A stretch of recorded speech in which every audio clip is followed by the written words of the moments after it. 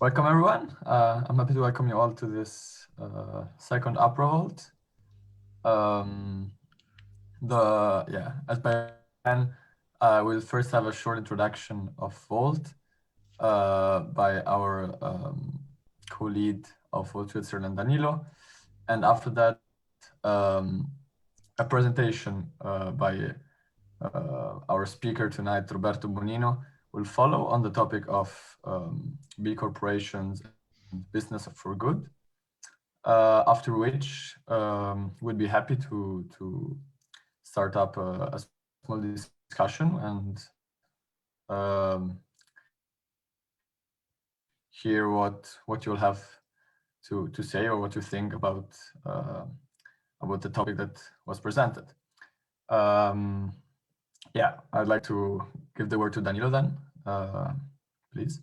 Thank you. So yeah, my name is Danilo Pumo. I'm the co-president of Volt Switzerland, and I'm in Volt since almost 2 years in July.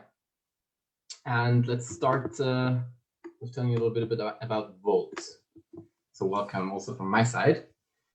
Our mission. So who are we? We are a pan-European, or actually the first pan-European party and political movement in Europe.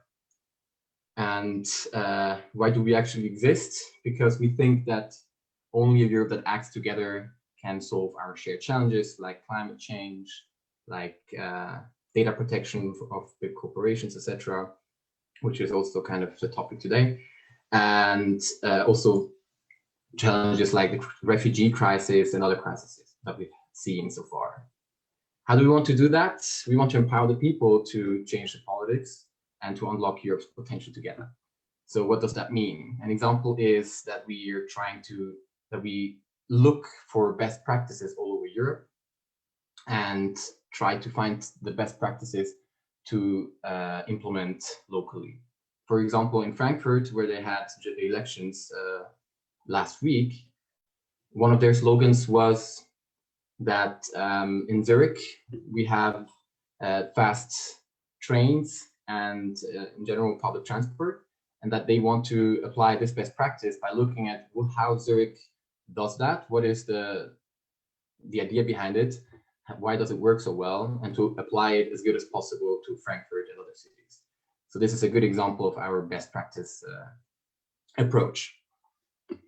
But first, let's see why we're here. In the last few years, we have seen that Europe is kind of falling apart. We've had the Brexit referendum in 2016. We've seen Trump being elected in 2016 as well.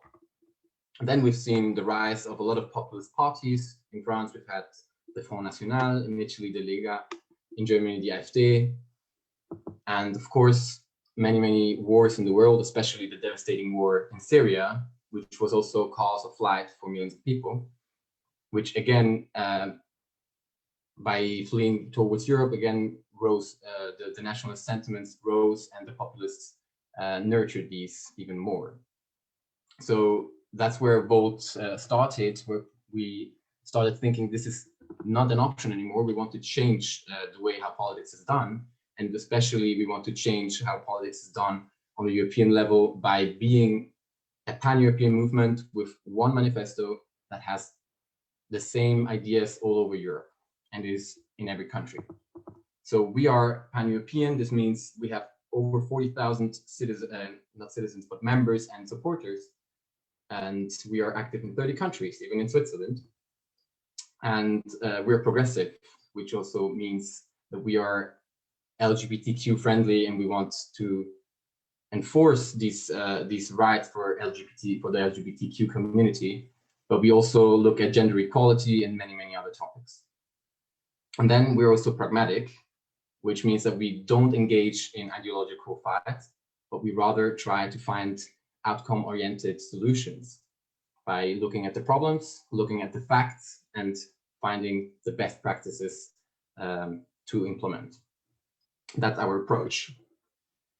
And in Switzerland, we exist since October 2019. That's where we constituted ourselves. And since then, we're trying to build up our community in Switzerland. We're trying to build up our structures and recruiting new members, finding, fulfilling our purpose to being also active in Switzerland as a VOLT chapter. Yeah, that was the very short introduction from my side. Thank you for listening and enjoy the presentation. Back to you, Ludovico. Thank you, Danilo. Thank you for your presentation. Well, yeah, then we could go on with the speaker. So I'd like to give the word to Roberto Bonino and remind everyone that is watching us as well on Facebook that they are warmly invited to ask questions in case they want, and they're free to do that in the comments. Thank you, Ludovico. Thank you, Danilo. So I'm Roberto Bonino. I am part of VOLT, and I also have a business activity that relates around helping organizations in the complexity of the new world. And one of the things we also do is to try to help them going towards a more purposeful way of doing business. And that's how I got involved, or at least interested, with this notion of the B Corporation, business for good, and the B Corporation. So let me share what I have learned about it so far. First, a quotation, a little bit counter to what I'm saying. It's a quotation from a famous economist, Milton Friedman, recipient of the Nobel Prize. And in the 70s, he wrote a famous article in the New York Times, where he stated there is one and only one social responsibility of business: to use its resources and engage in activities designed to increase its profit, so long as it stays within the rules of the game, which is to say, engages in open and free competition without deception or fraud. So he went as far as saying that corporate social responsibility is like communism. So that is a view that I would call kind of neoliberal or classical economy. And I think we have been moving a little bit, or actually, fortunately, a lot away from this approach. I was attending a conference for the last 3 days. We co-organized it, and one of the speakers, a famous geographer, Jacques Lévy, recipient of the geography equivalent of the Nobel Prize, he just published a book on what he considers the renewal of humanity and the ethical renewal of humanity. It makes the point that we really did not yet get out of the Neolithic age. Basically, if you look at the Neolithic family, the approach at the time and the relation at the time with nature was basically two ways: grab what you can and protect yourself from the dangers and exploit as much as you can, which works fine. And it's been working fine pretty much for 10,000 years, with the difference that, I mean, the little girl now would have an iPad and mom and dad were probably driving a Tesla, but the relationship is pretty much the same. Grab what you can from nature. We are separate from nature. We are not part of we are something different from the world around us. The world around us is there for us to grab what we can, the resources, the oil, the energy, and it's there for the serving. And it's been working pretty much very well. If you look at the GDP per capita, this is for the last 1,000 years, not the whole 10, 12,000 years since the Neolithic age. And it's been stable for a while. And recently, people are getting richer and richer. The good news is that even the areas of the world that have been poorer for a long time are picking up. And we actually are in a kind of a golden age.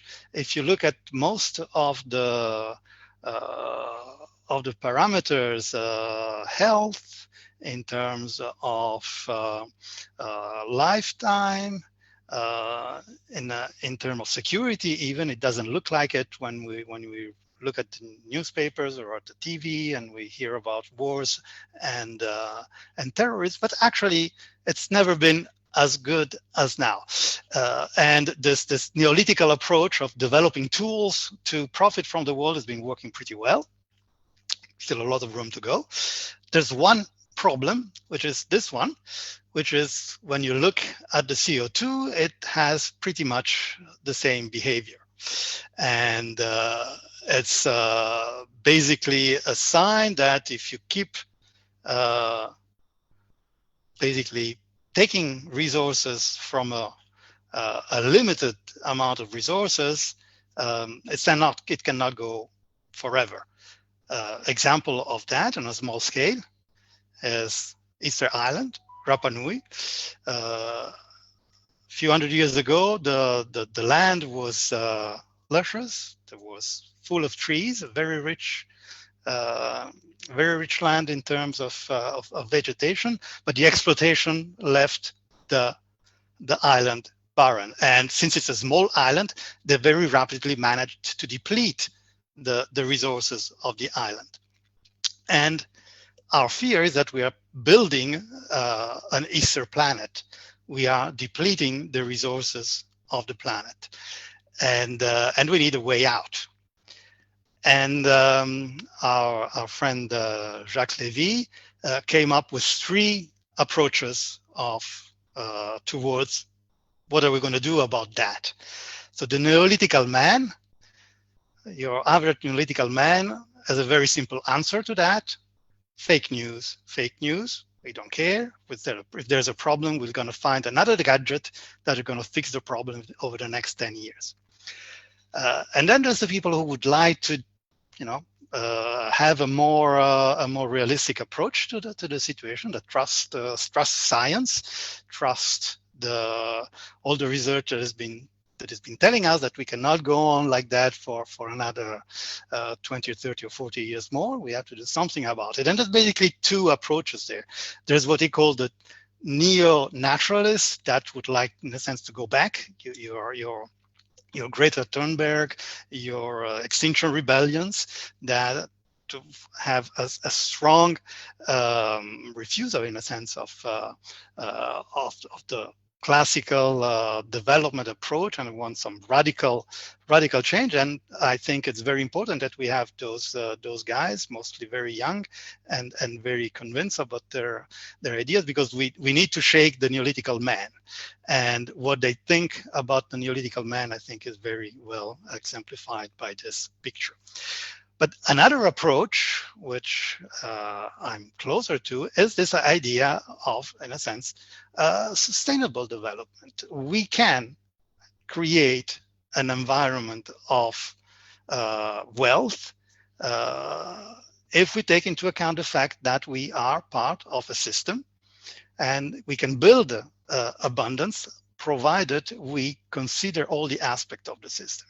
And we do live in a system that is extremely interrelated, and wealth, maybe we just have to redefine it a little bit in a different way. It cannot be just GDP. He called those guys the post-materialists, and it's the line of all the sustainable development. It's the line of using gross national happiness instead of using gross national product. And recognizing that we live in a system that is complex, that is very interrelated, and we need a systematic approach to finding the solution. At the conference that I was just attending these days, for example, one development economist came up with a very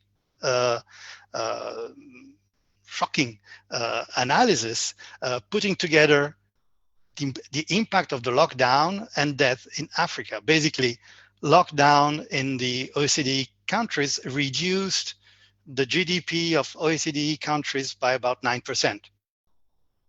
1 or more percent, more or less. The impact on sub-Saharan Africa is a reduction of 4%.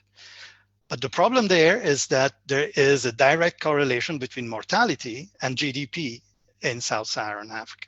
And basically, that 4% of GDP lost because of ACDE lockdown and reduction had a direct result of 400,000 deaths just for lack of food. Because if you cut GDP in countries that are the survival level, people end up dying, which is actually more than what the number of deaths due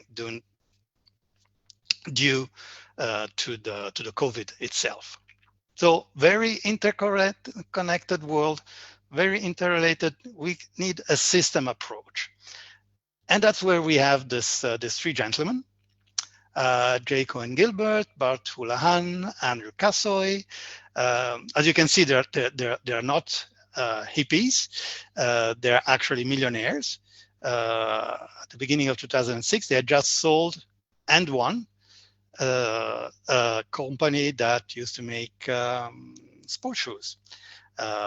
Smaller, but in competition with the Nikes and the Adidas, and they sold it for a hefty $200 and something million. And they had built the company. The company they had a very strong social and environmental responsibility. So it was not a B-corp because it did not exist, but they had very strong feeling about that, and they built process that were respecting. So they were already putting forward a strong CSR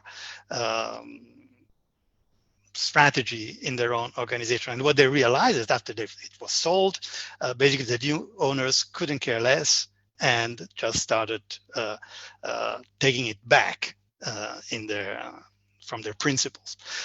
So they looking for what new to do.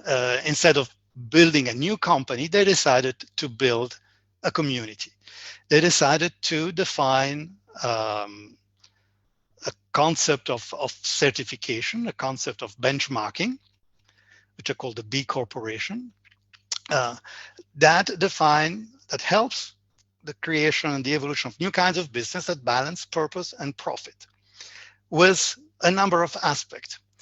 A platform for benchmarking, which I'm going to show you, a community that since then has been evolving quite nicely, and an approach to legislation and legal constraint in order to make sure that the company, even if a company starts implementing the criteria that they push forward, the company has a tool to maintain this criteria even in its long-term evolution. Even if new owner comes in, they cannot change the course so easily as it happened with the company that they sold. And this may sound in contradiction with the statement of Milton Friedman that I mentioned at the beginning, but in reality, the world is changing. If you look at the market analysis of the last few years, you see things like, for example, this is the Nielsen Global Sustainability Report 2015. It's getting old, but already more than 50% of the people consumers are willing to pay more for sustainable products. More recent one, Accenture, 81% of consumers plan to buy more eco-friendly products over the next 5 years. 62% want company to take a public and passionate stance on social, cultural, environmental issues and political issues. So our poor Milton Friedman is probably spinning like mad in his grave because this contradicts all his theories about what is economy. But right now, even he, I imagine, would have to admit that a CEO that wants to increase and maintain profit has to take care of the new consumers. And actually, the system that they're setting up, and I will show you the second part, some of the elements of the system, is working pretty well. So it started in 2006 in the US. In 2012, it's expanded in South America and Australia. In 2015, it was set up also in Europe. And I will give you the link for the Swiss B-Lab chapter in Switzerland. And if you go on the website, you see there's now almost 4,000 companies in 150 industries and 74 countries that are certified B Corp. But actually, the network is much larger than that because there are different steps into the process, and you can get into the process even before and without being certified. So, what is the certification about? The certification is about this 4 element: customers, environment, community, workers, and governance. So there are a number of criteria on each of those elements that the B Corp and the B Lab provides tool for a company to self-assess. And if we go looking in a bit more detail, governance will have to do with element of transparency, element of ownership. Then you look at the workers. How do you manage the growth of the jobs? How do you manage the compensation, the employment practice, the work environment? Are the employee involved in ownership or not? Aspect of community: is the company active in its own community through the suppliers? Do you look for the cheapest supplier from the other side of the world, or you make an effort to try to deal with people who are closer to you, to try to be local? Do you try to have a diversity in your suppliers? Do you contribute to charity and volunteer activity? The environment, of course. What is your energy use? How do you manage your facility? Are you controlling all your supply chain? How do you organize the manufacturing? And of course, the customer.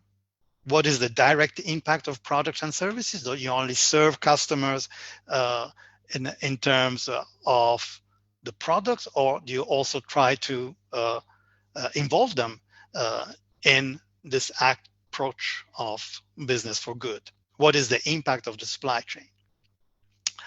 So what they're trying to achieve is send a strong message to the public through your governance, provide strong commitment, grow the engagement within the teams, improve the environment, the work environment, interact with the local community, improve waste management, optimize consumption, build trust. So it's really about creating this network among the community, among the companies, in your environment, and between you, your customer, and your suppliers. What are the benefits?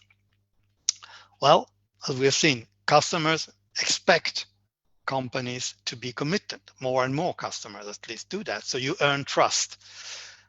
More and more you have impact investors that are looking for causes that are specific. You have green bond, you have sustainability bond, there are specific requirements. So you have to show that you're serious about that to access this type of investors.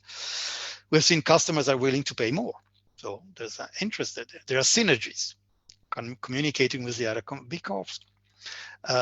There's obviously saving. If you save energy, it's good for the planet, but it's also good for the wallet. Youngsters have high expectations. Now, the millennial, the new generation have high expectation to work in companies that are responsible, that take sustainability seriously, that have a purpose. So it galvanizes your company values. It places a company at the leading edge of environmental and social issues.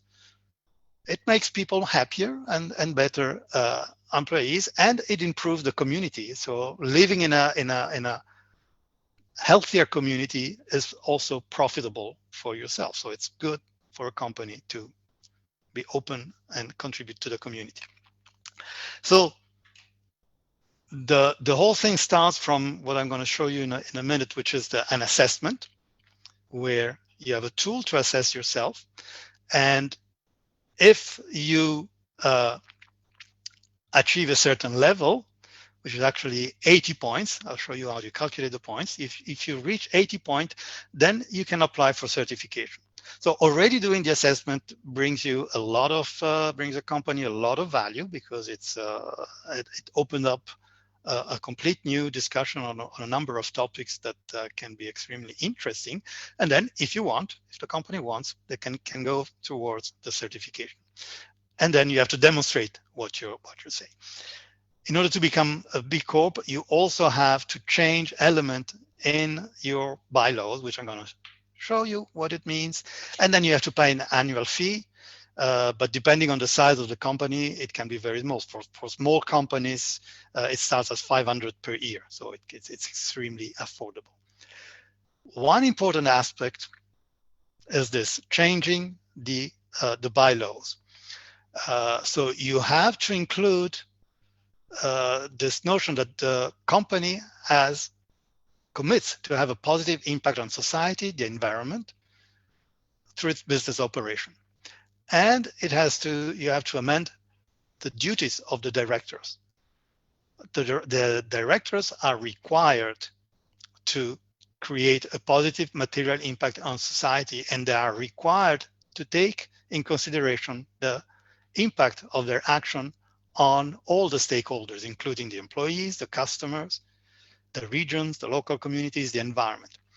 Why is that important?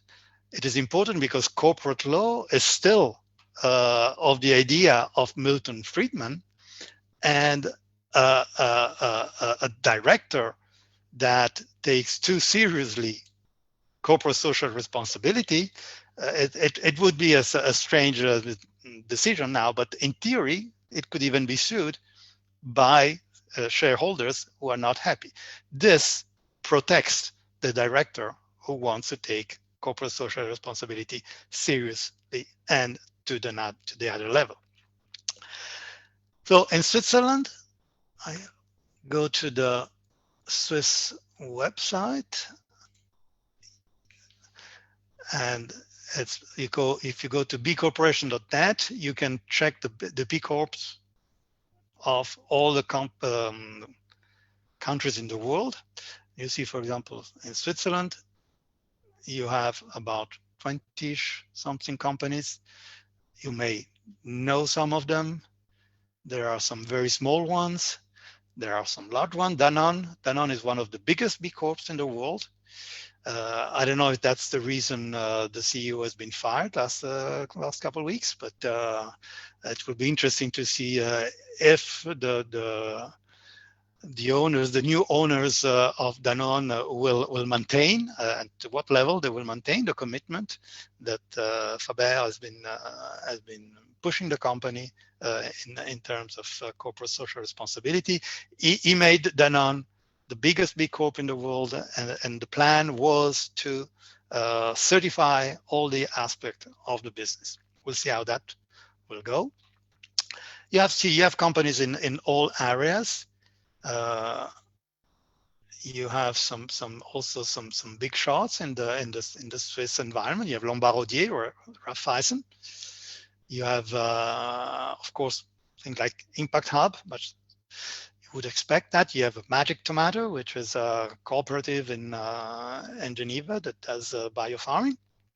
So it's a very broad environment. As I said, there is this aspect of legal forms. So if the B Corp is not recognized as a specific B Corp, legal incorporation tool, you have to modify the bylaws as I showed you. But already in a number of countries, you can incorporate as a B Corp. So the status of benefit corporation, the status of a corporation that takes into account corporate social responsibilities, CSR, is officially as a legal value in 35 states in the US, in Italy since 2015, in France since 2019, as part of the Loi Pacte, now called Entreprise à Mission. But let's have a look at the assessment itself. Anybody can go to this address, bimpactassessment.net, And you can start assessing your company, small or large, as you want. And when you open it, you come to this page, and then you can go into the assessment itself, and you see you have 5 elements: governance, community, environment, customer, disclosure, questionnaire. I'll show you what it is. If you open for each of those elements, you have a number of questions. So this is about the mission. And for example, there's one important aspect, which is mission lock. So this assess whether you have been locking the mission of your company to take into account the B-corp requirements that as I just showed you. So this is something, for example, in my company, we just did. And so as an independent or publicly owned company, we have adopted a governance structure that requires consideration of all stakeholders, the benefit corporation. So if I click on this, I earn additional 10 points. So there's 200 questions like that. This is about the mission. I can go and look about community, and you have questions like, does your company business model create a specific benefit for stakeholders or not? And you see there may or may not be points to gain. There are questions about diversity, equity, inclusion, the economic impact. So you go point by point through the various aspects, the environment, and all the aspects of air and climate, water, energy consumption. You have the customers, how you interact with the customers, all the aspect of the relationship with customers. You can go on and open. Finally, there's the global as disclosure assessment, and whether you are working on or with specific dangerous aspect. For example, are you heavily involved in fossil fuels? Are you heavily involved in tobacco or gambling or alcohol? So this doesn't give you or take you points, but if you're a large organization heavily involved in these areas, if you look for certification, they are going to give a deeper look at your situation. So you have to disclose a lot of aspects of your operations. When you have done that, you can look at your report. If you click on the report, you see where you stand. For example, here we just gained 10 points for signing up on for modifying our bylaws, and so at the moment we score 59. We score 59, and you see there's this notion of benchmarking. Other companies, we are just two partners. We have no employees. So other companies of our size and our activity, on average, they score 34.6. So we are pretty proud of ourselves, but we are still far from the 80.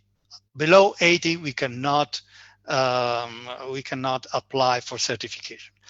Once we reach 80, we can apply for certification, but then our word is not sufficient. Then we have to prove, like for an ISO certification, you have to prove all the answer that you've given. You have to be able to provide proof. The very good guys, so you see these are the score of the best for the world. So these are the ones that the company that are really highlighted within the B-corp, and they score up to 121. So we still have quite a way to go in order to compete with that. And then you can look at the benchmarking for each subsection in the governance, community, environment, customers, and so on. Another element that you have in the impact assessment tool, which I remind you is completely free and you can go and play with it, is the Sdg Action Manager. It's very similar. I will not go into the details, but basically it works with the same approach, and there's some overlap on the questions. except it does, you can do that. You have a number of questions for each of the 17 sustainable development goals. And you can assess your company and you can compare your company on the benchmarks on all of them if you want, but typically companies select strategically a few on which they want to work, and they can develop their strategy to contribute to the SDG. And in Switzerland, there is a very interesting initiative done by the B Lab of Switzerland with the support of the Confederation, which is the Swiss Triple Impact Program, where a company can join. It's called the Triple Impact because it's done in 3 steps. So the first step, an introduction. You learn how to use the Sdg Manager that I just showed you. In the second step, this one is free. In the second step, for a very affordable price, always a few hundred francs for small companies, you do a few workshops that will help you define your sustainable development goal strategy. And if you go through an actual assessment, you can be listed in the federal directory members of the participant of to this initiative that have passed some minimal standard. It's not as stringent as the B Corp. It has the advantage that it doesn't require changing the bylaws, which is a big for some companies is a big obstacle. So that's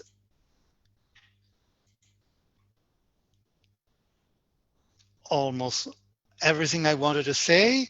If you're interested to know more about the B Corp, this is the kind of the manual of how to become a B Corp. It's written by one of the founders.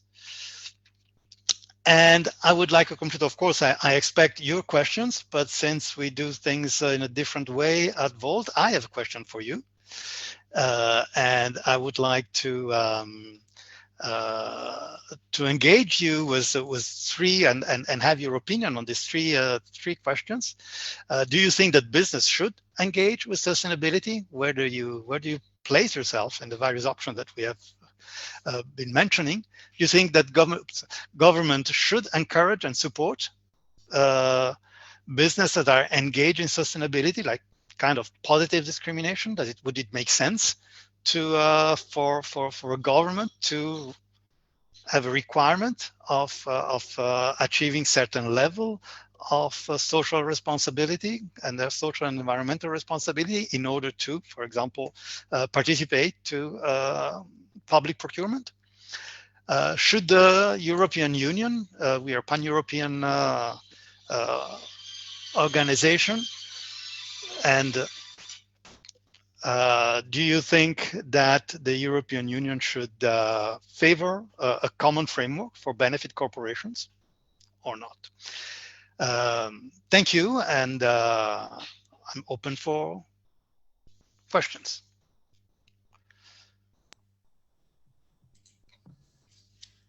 Thank you very much, Roberto, for your presentation. Yes, just as he said, please, we're here to hear your questions and in case your answers to the question that Roberto posed.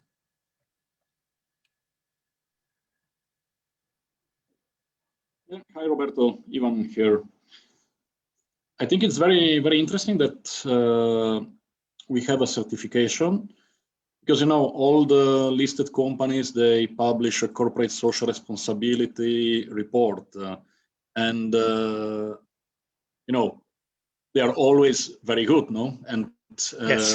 they are not very objective. Yeah. And so yeah, I would answer yes to all the questions, but how do you see the future of this certification? Well, it's progressing very well. I think I think it probably. I did the training to learn how to use the tools a couple of years ago, and I think it was around 2,000 companies. So in a couple of years, it reached 3,500, whatever I showed before. I think it's something. It's kind of in a sense, it's a bit of the Rolls-Royce of social responsibilities, social environmental responsibilities. It's quite. It is stringent. It is stringent because the requirements are stringent. The certification is done in quite a serious way. There's a big obstacle in this requirement of changing the bylaws, but I think it's really a acupuncture point for the business world to show that things can be done differently. So I don't think everybody will or should be certified, but it certainly provides a big example, and it does have a factor of motivating a much larger public around the idea. I think that's the core of the meaning to me. I don't know if that answers your question. Yes, thank you.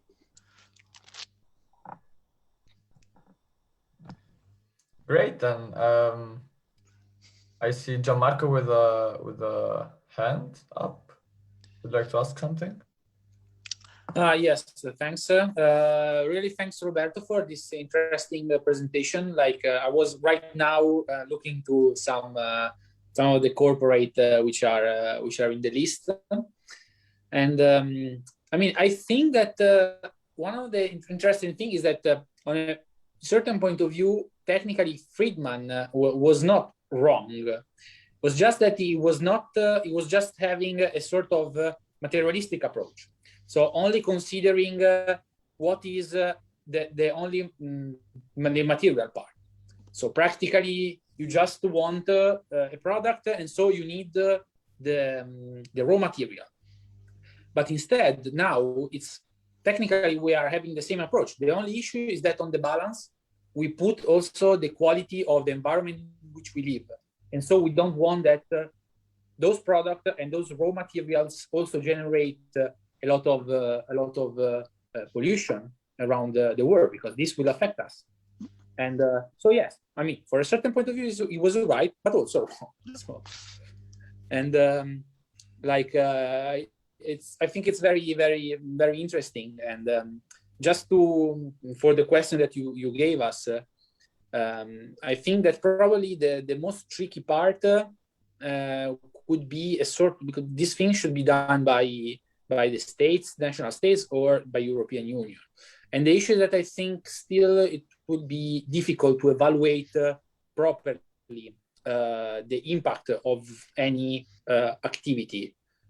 So I mean, you should really find out how impact on the soil, on the environment your activity has, and then create a proper balanced tax in order that you can say, okay, you are making damage to the environment, we have to pay for it to resolve the issue that you are making, and so we are just taking money from you in order that we have money to adjust the environment, and that should technically lead the companies to be less impacting.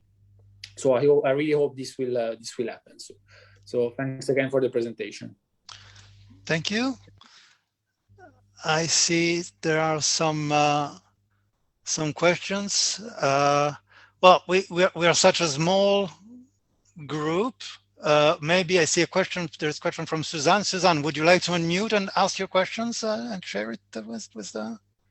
Yes. So I was wondering if financial analysts are aware of this kind of certification, because you may know there is this new sustainable finance disclosure regulation in Europe. And investment funds have to decide whether they want to apply for Article 8. So basically, if they're taking into account ESG criteria, or even Article 9, where they have basically the impact or the sustainability within the objective of the fund, or not to be considered sustainable. And I think that this probably is a very useful tool for fund managers, this kind, this analysis and this certification. Yeah, I think managers who and financial analysts who are interested in impact. There's all this area of impact impact funding and impact investing. They know B Corp. B Corp is fairly known. On a broader area, I don't know. Probably not everybody knows. Not everybody is aware that you have this beautiful tool that is completely free and can be used for self-assessment. Of course, you don't necessarily want to go all the way to certification, but you can go a long way in self-assessing your own organization in a way that if you hire an external consultant, would be much more expensive and much more complicated. So yeah, I think there's still room to be done to make this known broadly. And you're right, it would be an extremely useful tool.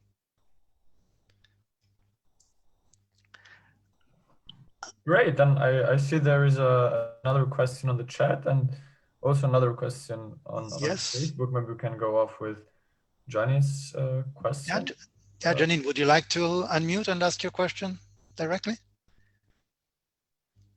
Yes, hi, this is Jeannie. Thank you for the presentation. It's very insightful. And I also appreciate the efforts you have put to promote the sustainability in the corporate world. So my question actually is quite similar to the former one, but the target group is more different. It's about the end consumers. How well are they aware of this certification? Because to me, who actually have been working in the marketing, it seems that the qualification of that can be a very good marketing tool to inform the customers of your sustainability efforts of any brand or company. So the more the consumer know about this, the higher the motivation for the company to join. So you just say that it is still quite some effort have to be done to make more people know about that. And do you already have a plan to promote that or educate more of the general public of this? So you're definitely right. There still is effort to be done. You begin to see articles about B Corp creeping into the general news, at least up to a point. So progress is being made. Not all the companies who are certified promote it as broadly as one would expect. You have some very big companies. I mean, for example, Danone. You don't necessarily see the B Corp logo. That would be a wonderful vehicle. So, but I don't know what is the actual strategy of each company. They will do the certification for multiple reasons. So some will want to push it forward as much as possible. Other, they may decide to keep it more discreet. In Switzerland, for example, this initiative that is sponsored for by the Confederation to promote the Sdg Manager, which is the other, the same tool as the B assessment. I think this will begin to reach a much broader public, because they want to within 2 years to not to certify, but to bring through the process and possibly to add into the catalog of the companies that went through the process up to 2,000 companies, small and not so small companies. So that should give a big boost to the tool. And as it is done also in collaboration with the B Lab, that should promote also the B Corporation and the B certification, at least in Switzerland, heavily. That will be a very good step. I do have a second question. Sure. Actually, I come from a jewelry industry, and in the jewelry category, we have actually the Responsible Jewelry Council based in London, which also working quite a lot in terms of promoting the sustainability efforts in the jewelry industry. So as we just talked about that, we want to make a bigger movement by building synergy with one another. Do you have a plan or think about in this direction that building synergy with the similar organization in a specific industry to make a bigger movement or bigger efforts? Well, I'm not speaking for B Lab, so I don't know what is their own strategy in that. I don't know. I mean, it would be easy if you go to the. I will show you the. I will share the directory in the chat. You can do.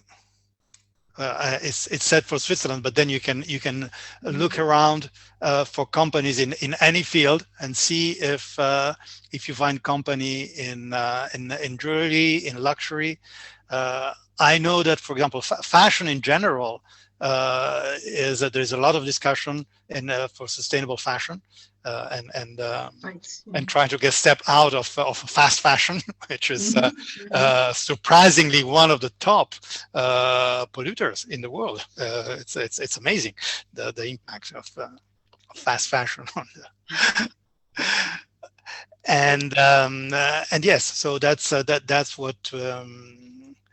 But I don't know offhand even which jewelry company. But if you want to stay in touch, we can do a little search together, and maybe if you're into the field, you can then go and start teasing the community and say, hey, why don't we look into this? Okay. All right, I will have a look at your web, get the link, and then maybe if I have further questions, I will reach out accordingly. Thank you. You can look for me on LinkedIn, send me a link, send me a connection, and we'll stay in touch. Okay, sounds good. Thank you. Great. Then there were a couple questions on the Facebook page. I can read them out loud. The first is from Tamta and regards taxation. So yeah, it was asked what could be the benefits from of such a system from a taxation perspective. What impact this could be?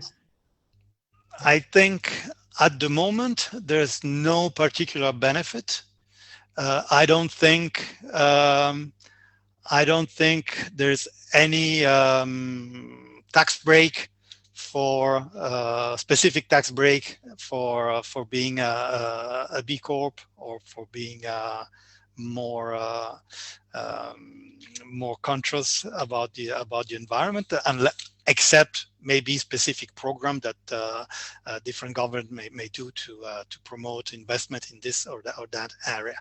But that may be, that would be one related to one of my questions. Should, for example, a government offer tax rebate to companies that are really active and achieve this kind of certifications? That could be an idea. Maybe we should take that up with Involved and think about it. Yeah, definitely.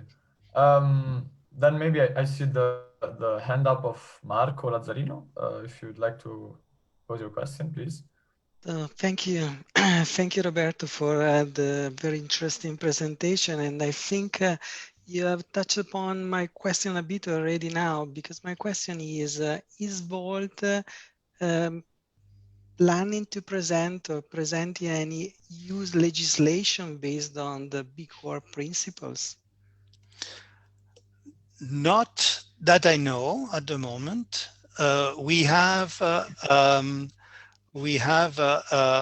team that is working on a policy, in a general policy, climate change and environment. I don't know. I don't think they are particularly focusing on the B Corp aspect, and maybe today can be in our own reflection a starting point to launch a reflection on that. I think we should. Okay, thank you. Great. Yeah, at the moment I see no further question. Okay, yeah, the hands up is Marco.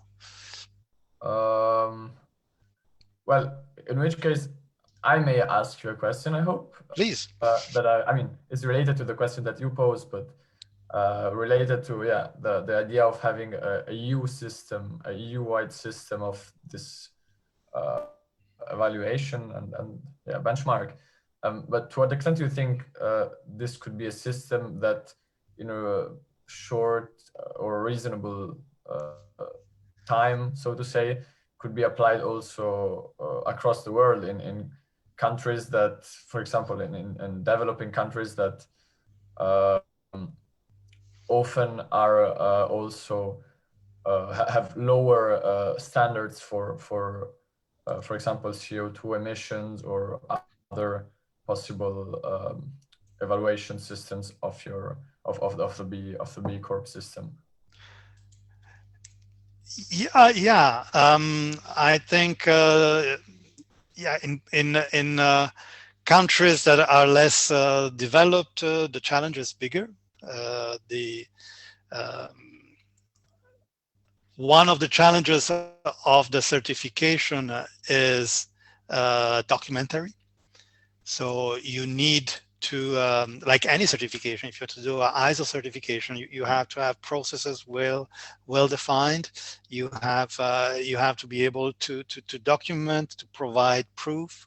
So that is certainly more challenging in countries where structure, processes, interaction, business is a bit looser than what we are used. It's what we are used here, but it is certainly something very important.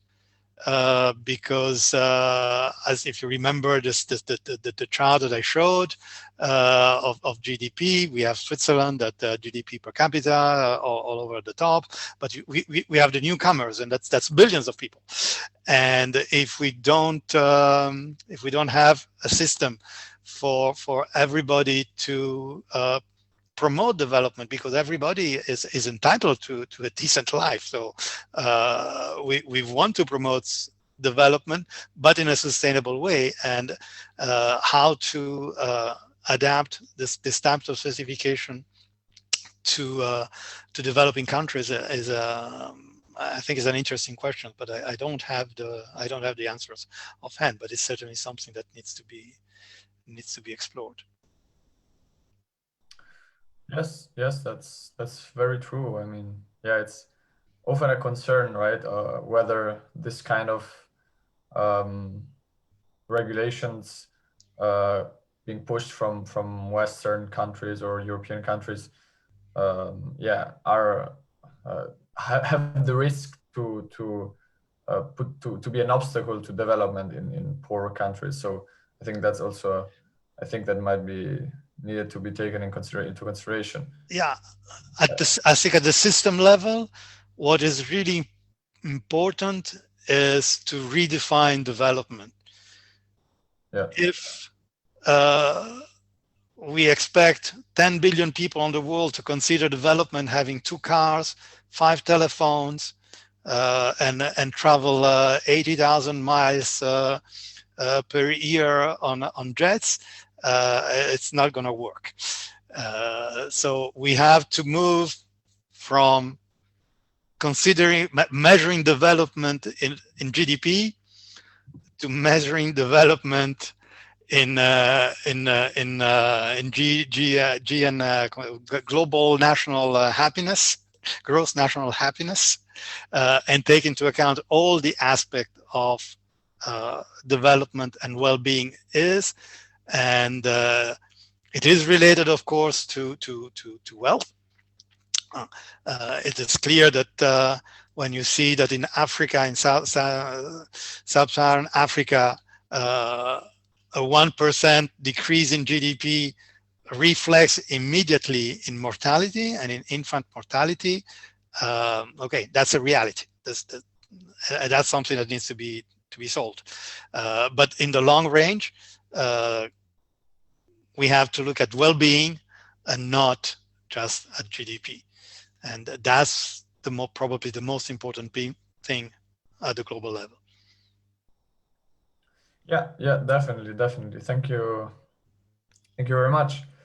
Well, I would say if I don't see any other questions, but yeah, please feel free to just jump in or write a question, or also if you'd like to know something more about VOLT, about VOLT Switzerland, what we are doing, etc. Feel definitely free to ask us. Oh, I see now the hand of Florian, please. Yes, I don't have any particular questions. I just wanted to thank Roberto for the presentation, because I didn't know a thing about this licensing, this Bcorporation certification system, and it is really interesting. And I will make sure to have a look at the website you showed us to see which kind of companies I should focus on as a consumer, and yeah, to be more careful as well with my own. The burden I have as a consumer, let's say this. So yeah, just a few small comments I had. Good idea. Let's be conscious consumers. Yes, absolutely. Well, yes, then again, please feel free to contact us if you have any other questions.